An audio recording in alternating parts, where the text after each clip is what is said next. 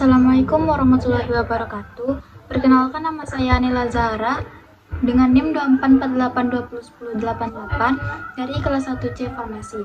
Di sini saya akan membahas tentang materi teori sel, organel sel, dan siklus sel. Materi yang pertama yaitu ada teori sel. Sel adalah unit terkecil dari makhluk hidup yang dapat melakukan semua fungsi kehidupan. Sel dapat berbentuk uniselular dan multiselular.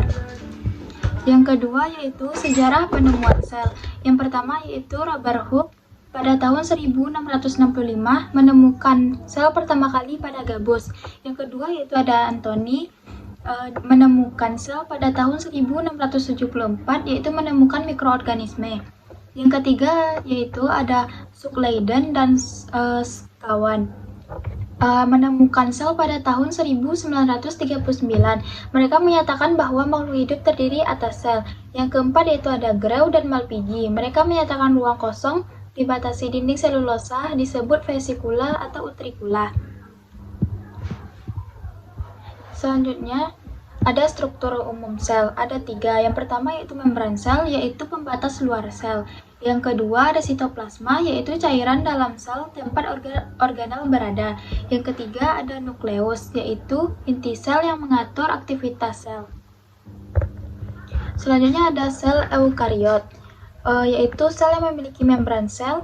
Respirasi dilakukan di mitokondria, terdapat pada sel hewan, tumbuhan, dan manusia. Multiselular dan uniselular, bersifat aerob, dan RNA sintesisnya di dalam inti sel.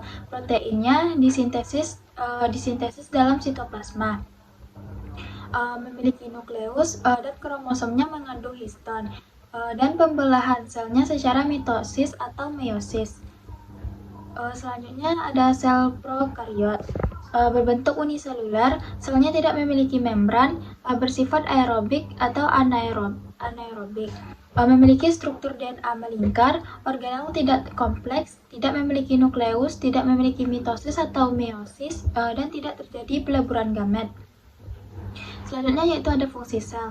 Bentuk sel ada seperti uniselular, multiselular, batang atau basil, bulat atau coccus, memiliki badan buah, Diplococcus, Sarcina, Streptococcus, Staphylococcus, dan spiral atau koma. Selanjutnya, mari kita lanjutkan pada materi yang kedua, yaitu tentang organel sel. Yang pertama yaitu ada membran sel, mengatur keluar masuk zat, bersifat selektif permeabel. Membran sel adalah lapisan luar yang mengandung zat atau zat masuk atau keluar. Tersusun dari fosfolipid bilayer, protein, dan karbohidrat. Fungsinya yaitu melindungi sel, mengatur transportasi zat, dan menjaga keseimbangan. Transportasi ini bisa terjadi pasif tanpa energi atau aktif dengan energi. Selanjutnya yaitu ada mitokondria, yaitu pusat produksi energi sel melalui respirasi seluler. Mitokondria adalah organel penghasil energi sel melalui proses respirasi seluler, dikenal sebagai pembangkit tenaga sel. Mitokondria penghasil ATP, sumber energi utama sel. Selanjutnya ada ribosom. Ribosom yaitu tempat sintesis protein. Ribosom adalah organel yang berfungsi untuk sintesis protein. Ribosom dapat ditemukan bebas di sitoplasma atau terikat pada retikulum endoplasma kasar. Ada nukleus, yaitu mengandung DNA dan mengontrol aktivitas sel, yaitu inti sel yang menyimpan DNA dan mengatur aktivitas sel seperti pertumbuhan dan pembelahan. Nukleus sendiri dilapisi membran inti dengan pori-pori untuk pertukaran materi. Selanjutnya ada aparatus Golgi, yaitu memproses, memodifikasi, dan mengemas protein untuk sekresi. Aparatus Golgi adalah organel yang berfungsi untuk memproses, mengemas, dan mendistribusikan protein dan lipid yang dihasilkan oleh sel. Aparatus ini terdiri dari tumpukan membran pipih yang disebut dengan cisternae. Selanjutnya ada retikulum endoplasma atau RE.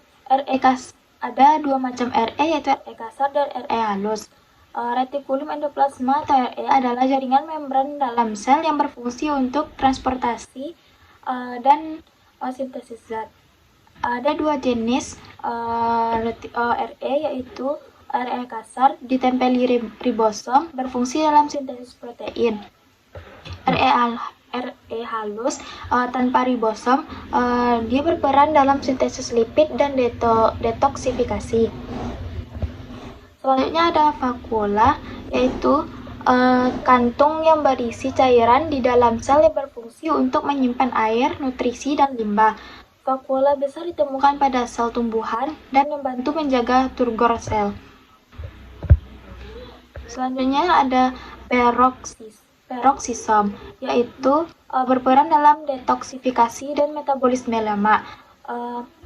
Peroksisom sendiri yaitu organel yang berfungsi untuk memecah asam lemak dan detoksifikasi zat berbahaya seperti hidrogen peroksida dengan bantuan enzim katalase. Selanjutnya ada sitoskeleton. Fungsinya itu untuk menjaga bentuk sel dan membantu pergerakan organel.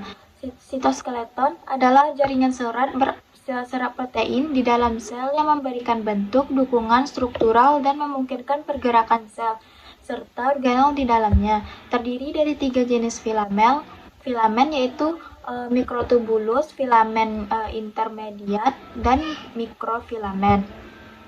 Perbedaan sel hewan dan sel tumbuhan. Sel tumbuhan memiliki dinding sel, sedangkan sel hewan tidak memiliki dinding sel. Sel tumbuhan memiliki kloroplast untuk fotosintesis, sedangkan sel hewan memiliki sentriol dan sel tumbuhan tidak. Selanjutnya ada sel tumbuhan memiliki vakuola besar, sedangkan sel hewan hanya memiliki vakuola kecil. Selanjutnya ada tentang libosom. Libosom yaitu mengandung enzim pencernaan untuk memecah zat asing dan sel mati. Lisosom adalah organel yang berfungsi mencerna zat asing, limbah, dan sel-sel yang rusak. Lisosom mengandung enzim pencernaan yang membantu proses degradasi dalam sel. Selanjutnya kita lanjut ke materi yang ketiga, yaitu tentang siklus sel.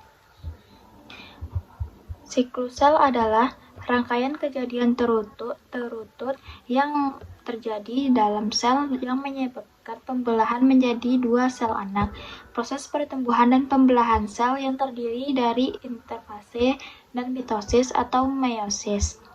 Setiap organisme, baik uniseluler maupun multiseluler, berasal dari hasil pembelahan sel. Proses ini penting untuk pertumbuhan, perkembangan, perbaikan jaringan, dan reproduksi. Selanjutnya yaitu ada siklus sel prokaryotik, yaitu siklus yang terutama ada pada bakteri. Umumnya proses yang melibatkan proses yang disebut dengan binar. Tahapannya yaitu sel tubuh, DNA bereplikasi, DNA dipindahkan ke sisi sel yang berlawanan. Terbentuk sektum sel tengah untuk membelah sel. Membran terjepit dan menyatu, menghasilkan 2 kompartemen sitoplasma yang terpisah. Selanjutnya itu ada siklus eukariotik, yaitu interfase, fase persiapan sebelum pembelahan sel, terdiri dari G1, S, dan G2. Siklus eukariotik yaitu G1 pembelahan sel dan sintesis protein. S yaitu replikasi DNA untuk pembelahan.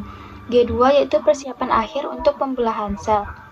Selanjutnya ada mitosis, yaitu pembelahan sel somatik menjadi 2 sel anak identik, yaitu profase, yaitu kromosom mulai terlihat, membran nukleus menghilang. Yang kedua metafase, yaitu kromosom berjajar di tengah sel. Yang ketiga ada anafase, yaitu kromosom yang ditarik kutub yang berlawanan. Selanjutnya ada sitokinesis, yaitu 2 inti sel baru terbentuk dan sel membelah menjadi 2. Telofase, yaitu kromosom mencapai katum membran inti terbentuk kecuali kembali ke kromosom mulai mengendur. Selanjutnya ada meiosis, pembelahan sel reproduksi yang menghasilkan 4 sel anak dengan setengah jumlah kromosom. Yaitu ada fasenya profase 1, yaitu kromosom homolog berpasangan dan terjadi pindah silang atau crossover. Yang kedua ada metafase 1, yaitu pasangan kromosom homolog berjajar di tengah sel. Yang ketiga yaitu ada anafase. Anafase 1, kromosom homolog bergerak ke kutub sel yang berlawanan. Yang selanjutnya itu ada telofase 1 dan sitokinesis. Kromosom homolog bergerak ke kutub sel yang berlawanan. Selanjutnya ada meiosis 2, yaitu proses serupa mitosis menghasilkan 4 sel anak dengan setengah jumlah kromosom. Kesimpulannya dapat diambil adalah yaitu sel adalah unit dasar kehidupan.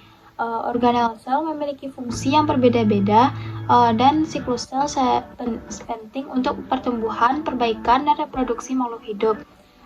Selanjutnya kesimpulannya yaitu mitosis penghasil sel identik, sedangkan meiosis penghasil sel dengan setengah kromosom.